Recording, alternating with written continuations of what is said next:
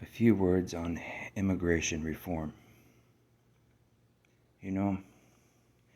1992, man, it's a pretty good song, that rock and roll song. It's like Bon Jovi saying, hey, let it rock. So Bon Jovi wrote a song for me. It's called Joey. I got the CD. It's pretty cool. I found it at my dad's house. Thanks, man. So anyways, I want to tell you about immigration reform in 1997.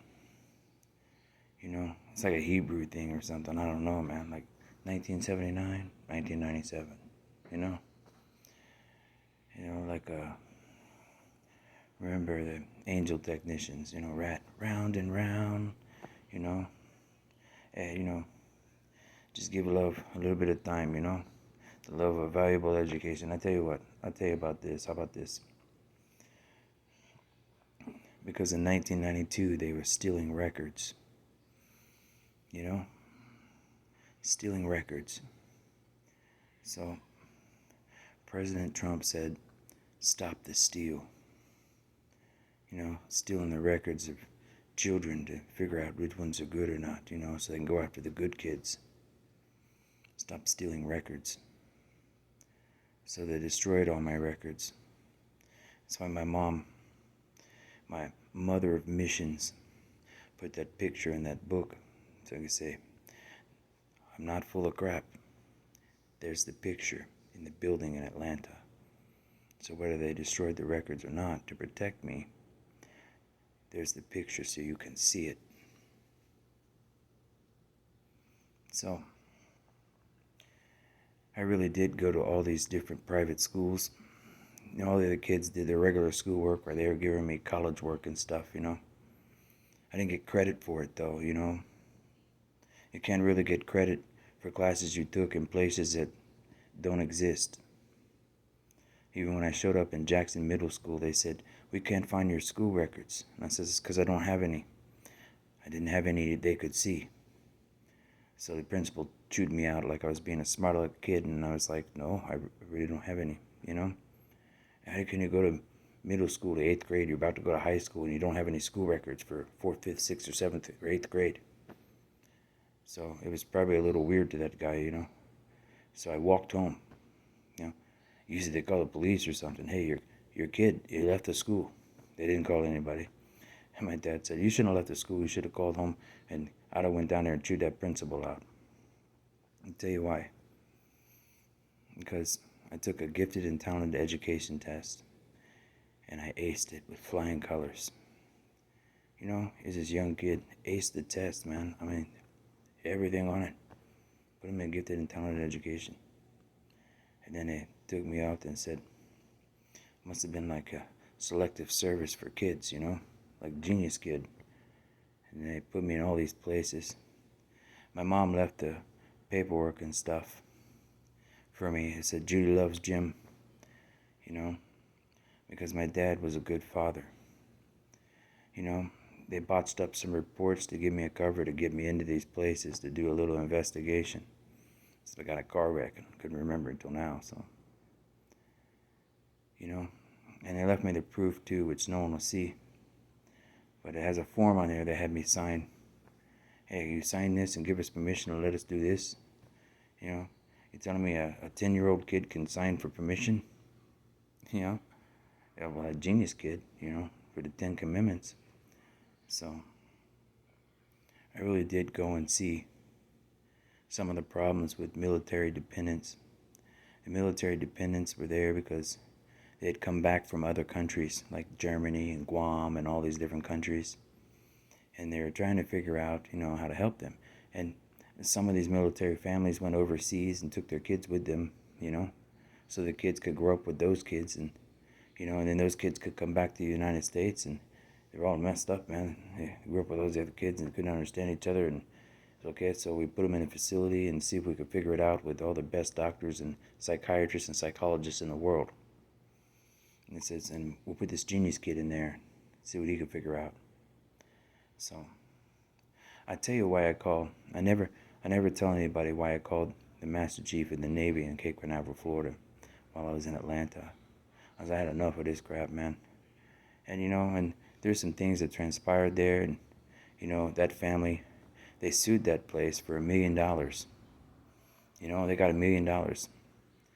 And I never sued. And they gave me a bear because I was the best they had to offer.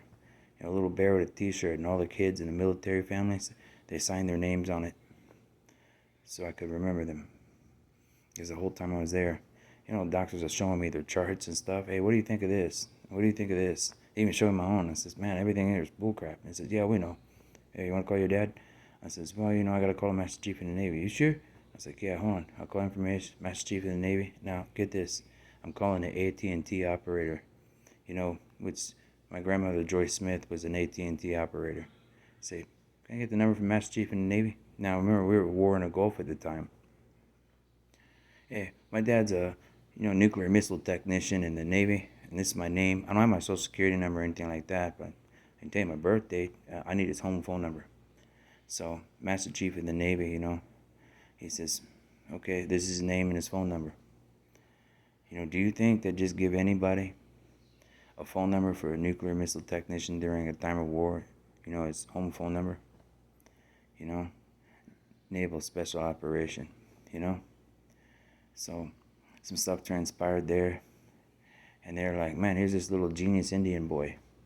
Apparently some people got some stuff and tried to start a fire, and I look around and I was like, because, my sight, hearing, smell, sound, all that stuff is super acute, and it's like, hey, I smell burning wires or something, and then the repairman, does like all the, what do they call them, handyman or whatever, comes to there, and he's like, well, where is it at? They can't find it, and I traced it down to this little speck across the hall in the girls' room, and it was supposed to be like all boys or all girls, but it was boys and girls in one unit. That's why one family sued, and I'm not going to get into that, but I gave that person a long talk, and I was like, man, that's pretty profound, and like none of the doctors would have done that, so there's like, so I traced it all the way down, and it's like, so I was like, right there, and I says, well, we're not going to let you go home if somebody doesn't fess up. So all the kids were like, that guy always doing this and that, and finding out how to do this and that, and showing us all this stuff, and they're like, so they fessed up, and I says, okay.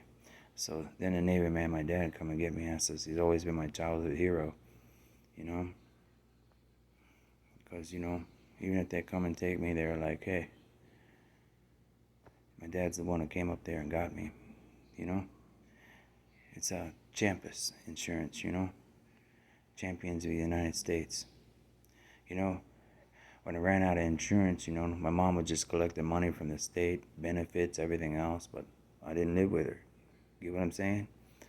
So they kind of like, expose that too, And I want to tell you about that in just a minute, but I want to finish this story because my dad is an American hero. He says, I ought to go up there with my son because here he is.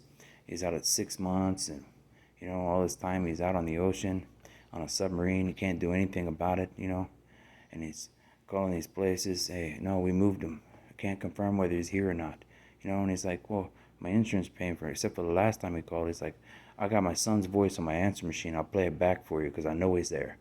And then he was able to come get me, because I was there so long they ran out of insurance, It was on waiver, like that American flag waving, saying, hey man, we got this super kid, he's a genius, he's better than a doctor, so we're gonna hold on to him for a while,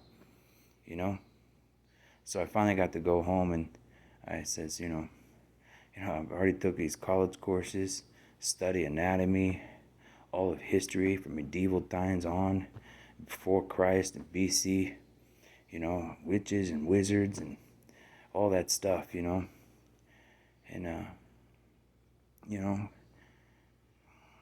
I ain't afraid to say it, man. Me and this other kid, we used to play telepathy games. I was like, here, hold up that card. And you go, whoosh. I'm like, you got a 2 of clubs. And he pulled another card out. What card am I holding now? I was like, you got a 5 of hearts. And he showed me the cards, 5 of hearts. And I says, okay. He'd pull another card. I mean, we used to play with the people. We're like, hey, man, here's 10 cards. And at all 10 cards, it's like, this is the card, this is the card, this is the card. He'd shuffle and everything, man. So, go, they just want to know if I was one of the good ones, huh? So I tell you what, here's one of the good ones for the National Mental Health Society, or whatever you want to call it. You know, you see on the news and you don't understand. You know, everybody want to go to the border and see the kids in the cages and stuff. Just like the Bible's a double-edged sword. Some of those parents coming as immigrants into the United States, and you wonder why the kids can stay but the parents can't, because some of them are bad parents. But some of those kids were young enough, they start hanging out with American kids and they're good kids. Well, then the bad people don't like having good kids, you know, in their family. So what they do is they say, I've got such a bad kid. And then they put them into a facility and they drug them so the kids can't talk. That's what the U.S. Navy was trying to find out. You know, and some of the other military services. And the reason why is this, you know, immigration reform starts with better doctors. You know, that's why when you open up all those old Bibles, like the one my family has, there's a page in here that says the good doctor. Because the good doctor has a watchful eye. Just like Dr. Wiseman in Atlanta. When he says, man, that's a good kid. What's he doing here? Well, some of the other doctors knew why I was there. And some of the other doctors didn't. You get what I'm saying?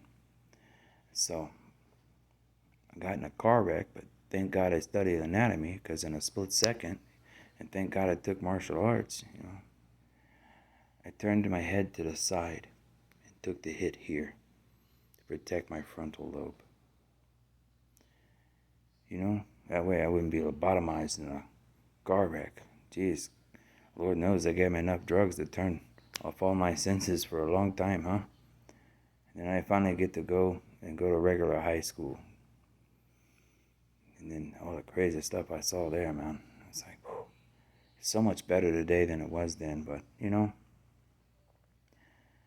But, you know, some of those doctors and families are like double-edged sword, you know.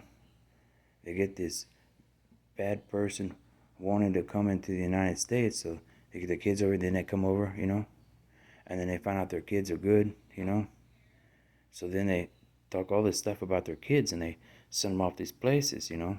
And the doctors, they don't even listen to the kids. They just drug them. So we go, you got to listen to the kids, you know, and then add it up to find out what's going on, you know. But then you got to be mindful of those bad doctors that are helping out, drugging the kids to shut them up. That's immigration reform. Kids in cages, mental cages.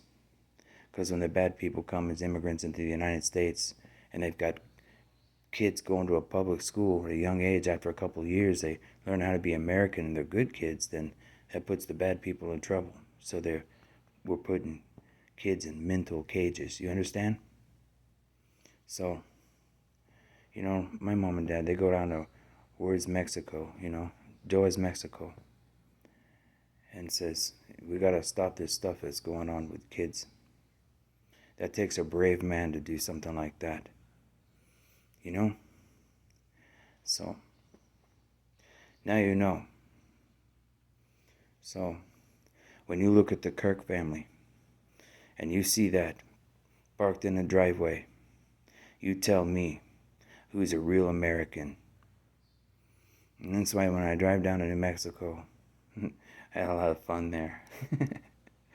They said, do you see those people out there in their Walmart parking lots loading their carts up after the president done said there's plenty of stuff to go around, take what you need, and they're going down there just loading stuff up like crazy, you know? They said, man, those crazy witches, I tell you what, they piled a bunch of rocks in a circle and they put the grocery cart in the middle of it after the trucks, you know, delivery trucks with all the food and supplies, drove over, flattened it out, and said, don't be greedy. So that's a lesson or two, you know. They said, you know, when these doctors, they talk to these kids, they talk about early learning, you know, early learning. Then you've got the flip side. I used to preach all the time. Yeah, I'll catch you on the flip side.